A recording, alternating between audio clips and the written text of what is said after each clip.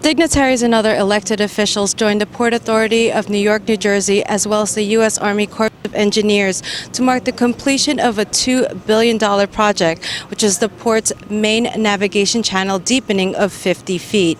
This will allow the port to compete globally by providing larger vessels access to container terminals here in Bayonne. The 20-year project consisted of the deepening of 38 miles of federal navigation channels in the New York harbor. The Port of New York and New Jersey is the largest port on the East Coast and the third largest in the nation. The Port of New York and New Jersey provides hundreds of thousands of jobs to the region and delivers high-demand products and goods to over 23 million local customers on a daily basis. On my part, and on behalf of my city, I am proud to say that projects like this, Bayonne remains a gateway for commerce at the Port of New York and New Jersey, one of the most productive port operations in the world.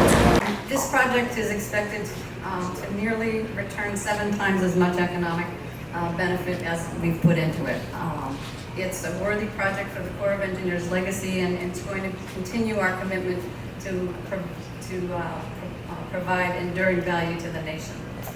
The Corps has actively been involved in doing evaluations for the need for our increased water depth due to the increasing container size, as you can see behind us, and that of the traditional Panamax class container ships. And we've been doing this for about the last 15 to 20 years to prepare for this kind of day that we have today. About 1/3 of the total Army Corps of Engineers Civil Works budget today is used to study and construct and replace and rehabilitate, operate and maintain our commercial navigation infrastructure at approximately 13,000 miles of coastal channels, as well as 12,000 miles of inland waterways. This includes 241 locks and 196 lock and dam sites. So we have a pretty big program. You know, this project is a great reminder of why we need to continue to push to pass TPP, which, as many of you know, is a trade agreement with the Pacific, which will allow us to more easily get our products in the hands of people overseas who want to buy American. As the President has said, ports like this one help keep the economy going. They move products, they move people, and they make sure that businesses are working the way they should. So while today is certainly a day to be proud of, I think it's also a good reminder that we need to invest in ports, in water, in our country's infrastructure, and do the hard work to keep the arteries of our economy flowing. The port already has a significant impact on the local economies around here, providing 336,000 direct and indirect jobs, providing 21 billion in personal income, 53 billion in business income, 7.1 billion in federal, state, and local revenue. Just last year, the port handled over 200 billion worth of goods. This project is already and will continue to influence the investments in the port as well. Terminal operators have invested nearly $2 billion over the past decade. It is expected they will invest another $1 billion over the next 5 years. Additionally, we have witnessed terminals investing in large cranes, new yard equipment, and technology. We're expanding the port's global reach that will expand the port's contribution to the regional economy. Big projects like this aren't really easy, as you've heard, but they are worth it.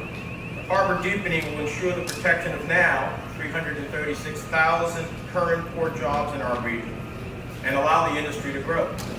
The economic value of port operations, I know it's been mentioned, but it's worth just to dwell on it, includes $2.1 billion in personal income, $53.5 billion in business income, and close to $7 billion in federal, state, and local tax revenue.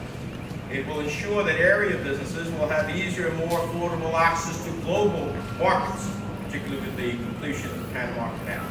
And it will ensure that goods can be shipped more easily to the 17 million consumers in our immediate region, as well as 80 million consumers that can be reached within 2 days of travel. When you think that 80% of the merchandise that comes through here stays within the region, and only 20% goes to the rest of the country, it is pretty amazing. When you think about what 280,000 jobs are impacted. And I'm sitting there and I'm looking at this ship back here, and I'm watching all those little cars running around.